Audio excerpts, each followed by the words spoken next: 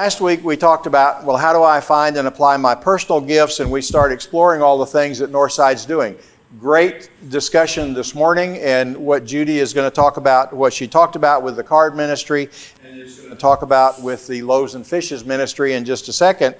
And last week we mentioned just the short list of things that loaves and fishes does, and I'll let her talk about that. But there's lots of little bitty things that you can get involved in, and that's doing what we're talking about here, and it's a way to start. And so I will let Judy pick up and talk about the loaves and fishes and some of the details, and especially who's involved in that right now. And like David had said, where might you see yourself being involved in that when you listen to Judy and her talk about the ministry? Okay, we went to my house to do that. Alan's explained already some of the things that we do in Loaves and Fishes, but let me kind of tell you about the ministry as an overview. We go out 3 times a week, and we serve the economically disadvantaged population in our city. So I break our people up into about thirds. A third of them are truly homeless and living on the street, under a bridge, in a culvert. A third are probably in shelters, whether it's Haven for Hope or some other shelter, or there's some shelters where you can dormitories, you can pay a couple dollars to spend the night there, in a situation like that. And about a third of the people we serve are from the low-income apartments in the area that we serve.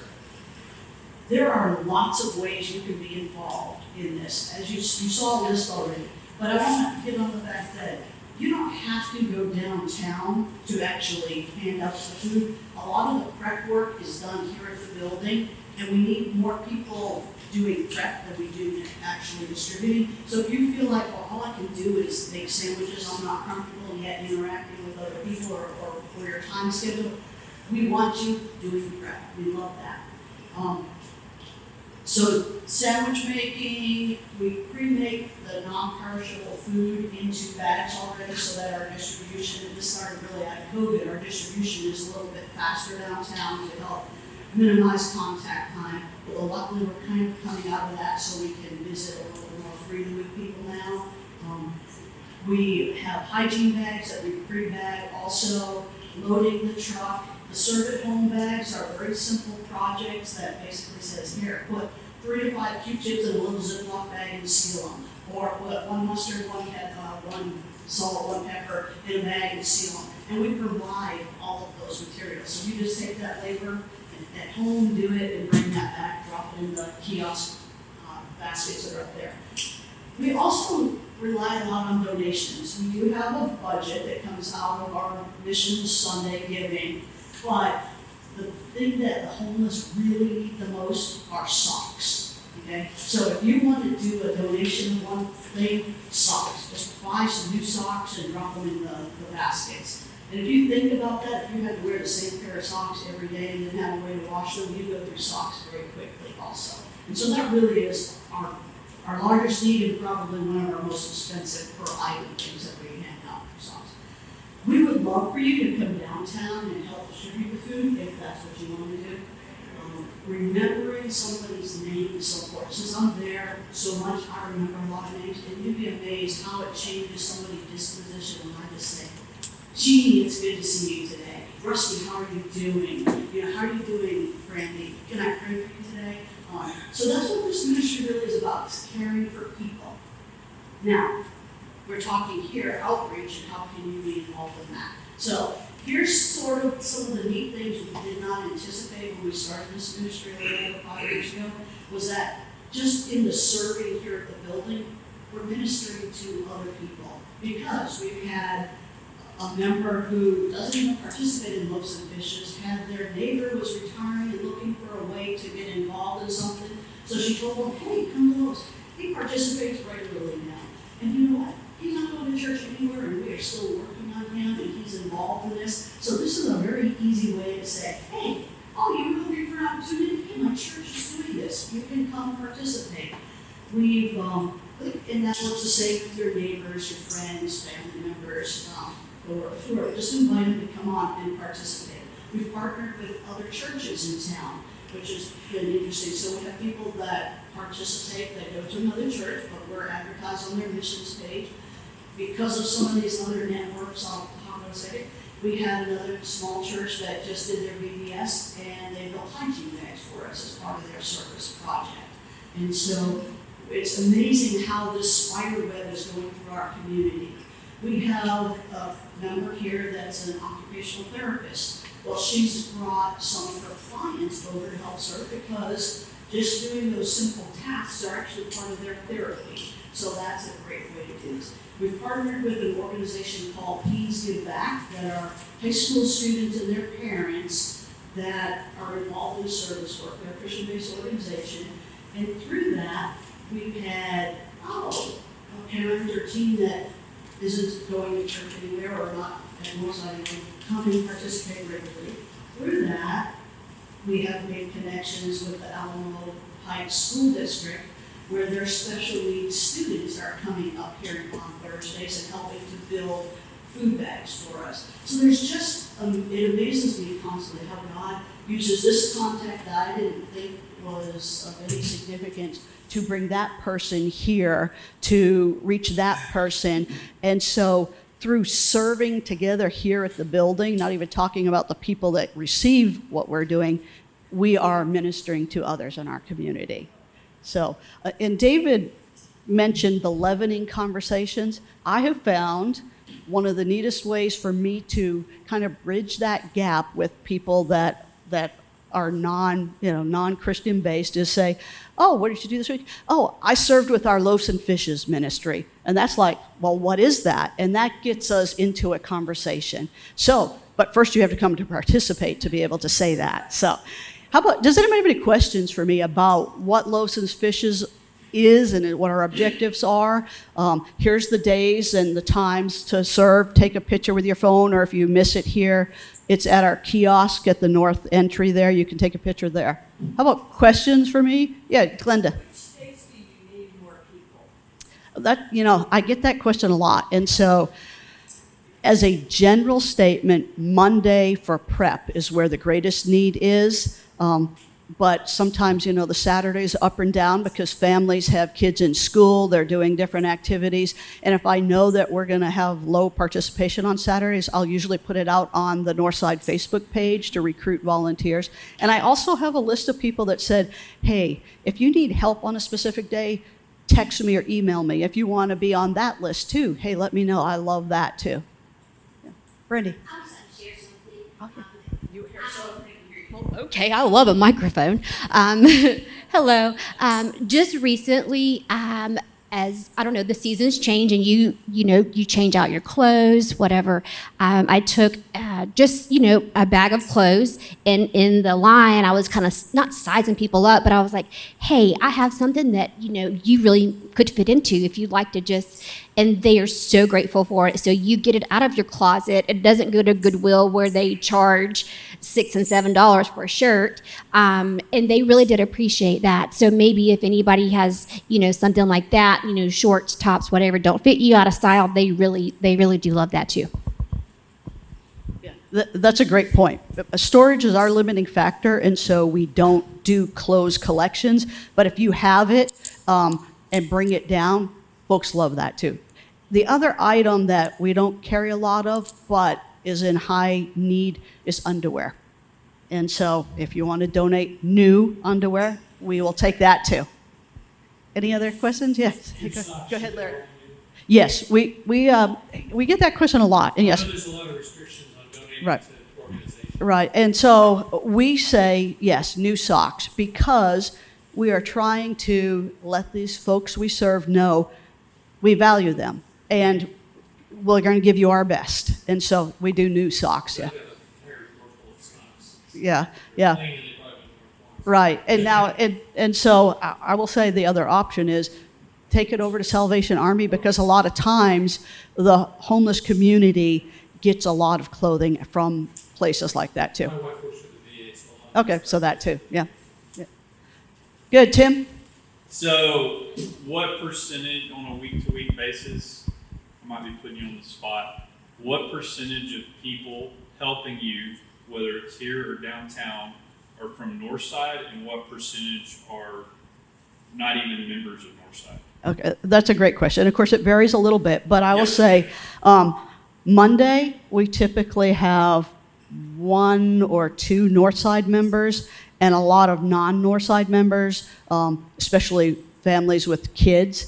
Thursdays, it's about 50-50 mix, probably. And then Saturdays, it ranges because there'll be some Saturdays I get a lot of teens give back that are not Northside. But at least each team at Northside, I have 4 different teams for Saturdays, does have some Northside members in it. So I'd say maybe Saturdays are 50-50, kind of, yeah. Donating peanut butter or giving money for the peanut butter, which is best? So that's a good question. A lot of times people want to give a physical item, and so creamy peanut butter is great, or socks. I mean, that's what we encourage, both. But if you give money, we actually make it go further because we are a partner with the food bank, and so a lot of times I can get peanut butter from the food bank at 15 cents a pound.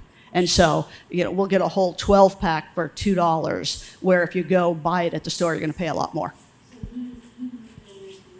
You can do missions, loaves and fishes, or just you can do it online. There's a drop down for missions, and you just put in the memo loaves and fishes, or send a check. I mean, however you want to do that. But just put in the memo. It's for loaves and fishes. Yes, ma'am. When you're talking about socks and underwear, is there adult is what you're looking for, adult sizes? Yes, and so that's another good point. We do.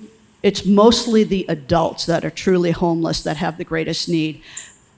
Other organizations are really good at providing items for kids, whether it's diapers, formula, or clothes like that. So that's not as much of a need. Yes, sir. Can you give online? Yes, you can. So online, when you give, it's your choice. There's lots of options there. There's a drop-down menu when you go to online giving, and you just pick missions and loaves. Yeah. All right. Did I miss anybody? Yes, Mary. On this, we have 7 cards that are still needed. Oh, okay. I just did it on. Okay, thank you. Okay. That's for next October. Okay, thanks. We'll get this. And that is awesome. So this is back to the card ministry. We've only gotten this far, and we have all our people taken care of so far. Except Karen. Except one? There's one name I checked out. Oh, okay. Okay, we'll take care of that in a little bit. All right, thank you. All right, any other questions, comments on loaves or the card ministry? All right, well, thank you for listening, and thanks for the opportunity to talk. Thank you very much.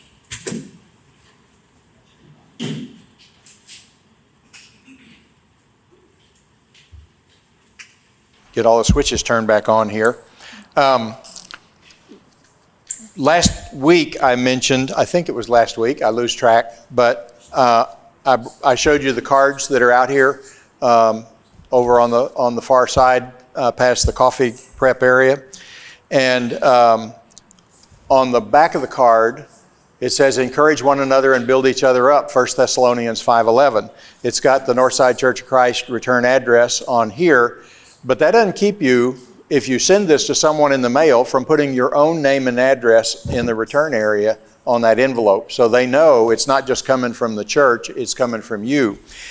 I love this idea.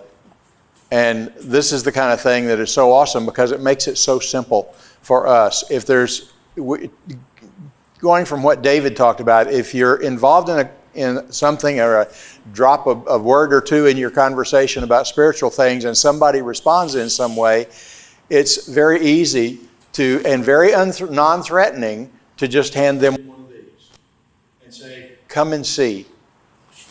Did Philip say, if I get this right, I may have it backwards, somebody correct me. What did Philip say to Nathaniel?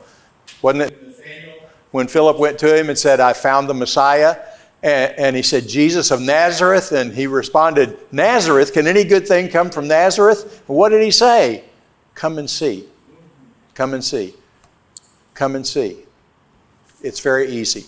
That's what we're trying to accomplish, is to get us down to ideas that we can share. And when you think about it, these cards, you have neighbors that you may or may not know, you see out in the street when you're out working on your yard or whatever. And you may hear about something that happens to them. This next door app, a lot of people have, and you see all kind of stuff like that. It's a great opportunity for you to write that person a note and of encouragement of some kind. You see a sign in their yard, Seniors 2022. We have one across the street from us. It's a couple that looks like they would be older than having a kid that's just graduating from high school. It might be a grandchild. We don't know. They just moved in recently, and I will admit we haven't gone over and met them other than just to say hello. But those kind of things, you can send a card to them and say, hey, congratulations on your child graduating. There's all kind of things, that little tiny contacts like that we can do that make it simple. But what we want to talk about today, I need to first clarify something, because I made the statement last week or week before, and I was reminded by my lovely spouse that it was a little one-sided. And so I want to clarify that. I made the comment that if you're going to come with a new idea, I was thinking, because I work with Tim and Judy on the missions committee, the thing is they get ideas where we ought to go do this mission work. Well, it's a huge mission work. It's not just a little task that somebody can do, like writing a card. It's a big thing. And yet they want to sit back and say, well, y'all need to be doing that. And so I was responding to that kind of thought process. Well, there's two kinds of new ideas. That's one. And I said, if you're prepared, if you're going to make a suggestion like that, be prepared to roll up your sleeves and work to make it happen. The other one is what we've been talking about here. And that is, we always want to hear suggestions and ideas, because listening to Judy talk about the connections that occur with our teens being involved in Teens Give Back, and the things that we do with loaves and fishes, and where that is beginning to propagate out to other congregations that are now advertising the things that we do. Vacation Bible School, they're serving us. There are members serving them. They talk about things like that. And there's no downside to that. We're not in competition with other congregations. We don't need to be, because there's plenty of unchurched folks around for all of us to be able to have some connection with, as God sees fit, not as we see fit. And so one of the things that we're striving to do, and as we move forward, is to make this building into a community center. We are ideally located to have all kinds of things. Judy mentioned that there's a group where they bring the special needs kids up here and get them involved in doing the loaves and fishes task-oriented. That's something that works for them, where they can do a task and they can feel good about it. The Disability Resources Group in Abilene does exactly that with special needs kids that can go there and have a home there and live their entire life once their parents aren't around anymore. And when you go to their website and look, or go to one of their annual dinners, be prepared to write a check, but when you hear about the work that they do, that's what they do with these kids. They have all kind of projects that they work on, and these people who have special needs, usually it's in a mental capacity, but it's autistic kids and things like that just really struggle with the normal things that you and I don't have any problem with in life. And yet when they can do meaningful work and get paid for it, it gives them that sense of self-worth and esteem. And when you look at it, they're contributing to the community. They're contributing to our culture and our society. And that is a huge thing. And it's a massive thing for the rest of their families that see the way they succeed. And we can do all kind of things here at the building. Safety ministry, when we started that a couple of years ago, we looked at doing hosting classes and putting that on, and about that time COVID hit and it wasn't a workable thing to do. But now we're starting to look at, we put on CPR and stop the bleed courses. Our son is a lieutenant in the fire department, and he spent about 5 years on the EMS paramedic. And he said, far more than CPR, where you have a cardiac arrest and you need to try and keep somebody alive until they can get there and treat them, is Stop the Bleed. They go out and make runs on injuries all the time, car wrecks mostly, and the first thing that happens is somebody's injured and they're cut somewhere, they're bleeding. Well, we all know you don't bleed very long and still live. And so the big thing is the Stop the Bleed, and that's one of the courses that we hope to be able to teach. Hosting a ladies' exercise class and advertise it to the community. The other thing is things that people can do is search neighborhood publications and groups and kind of find out about those and let us know. You can let me know where we may be able to put information out there in those publications. And being a nonprofit organization, often they'll publish things for free. And newsletters, I know there's one in Stone Oak that goes around every month. And they have advertisements and stuff in there for churches. Whether they pay for them or not, I don't know, but that's something that we can do. So these kinds of programs and things can be advertised. So now I want to get everybody together in some groups, and I'm going to ask, rather than Terry to get up, I'm going to ask the three of y'all to get up and move over here and sit with Terry and get in a group. As I have walked around and listened to each of the groups, I'm hearing lots of wonderful ideas. I want to ask each of you who have written anything on your paper about any of these ideas to please, it says optional, but it would really help if you would put your name in the blank up at the top and then pass those down to the end of the table. And the plan is,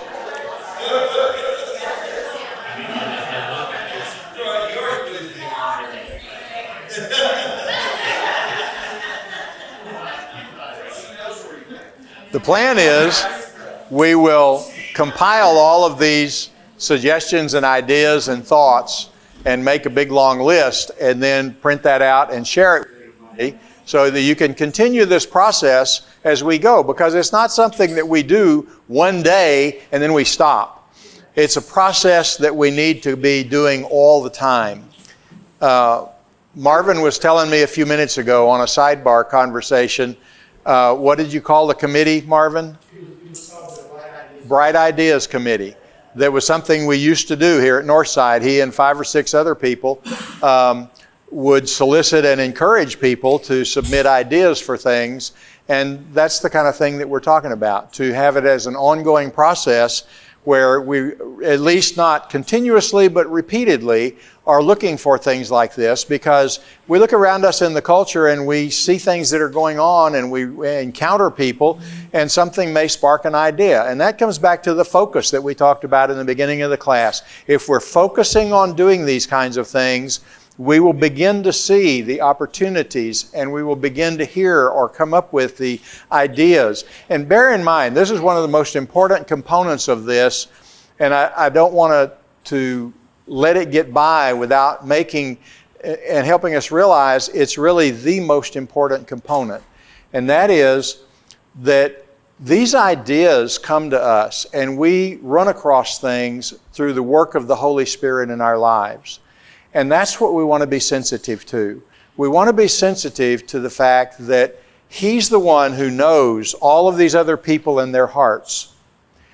He's the one who knows the way we think and the way we're put together, because He made us. And so if we have the right focus and we're listening and we're sensitive to the urging, you might say, of the Holy Spirit, where we begin to see where He's working in our lives, and that's incredibly encouraging and uplifting, because then what we're seeing is God's using us to help other people and to do His work and reach out.